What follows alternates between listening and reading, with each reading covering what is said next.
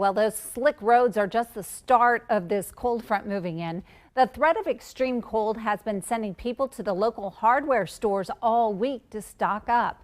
KAKE's Jackson Overstreet is here now with what people are looking for before the bitter cold hits. Jackson.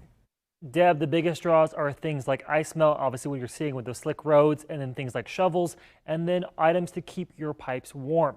And staff at least one local hardware store are expecting people to be rushing up until the last minute to be getting some stuff. On the first day of winter Wednesday, the start of the season lived up to its name here in Wichita.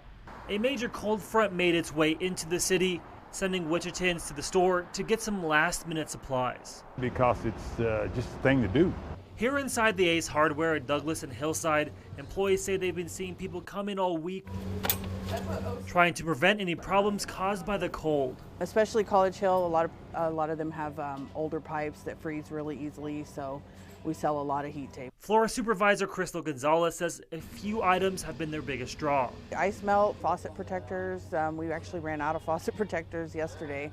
Gonzalez has worked at the store for 3 years and thinks that there has been a bigger rush of people coming in before this storm because of what happened during the big cold snap in February 2021.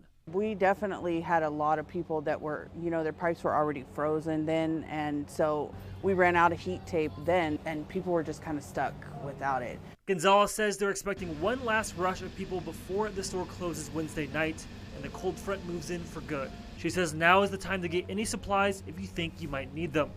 Definitely be prepared.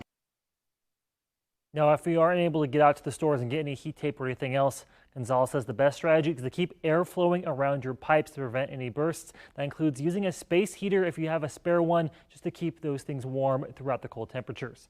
In studio, Jackson Overstreet, KAKE News on your side.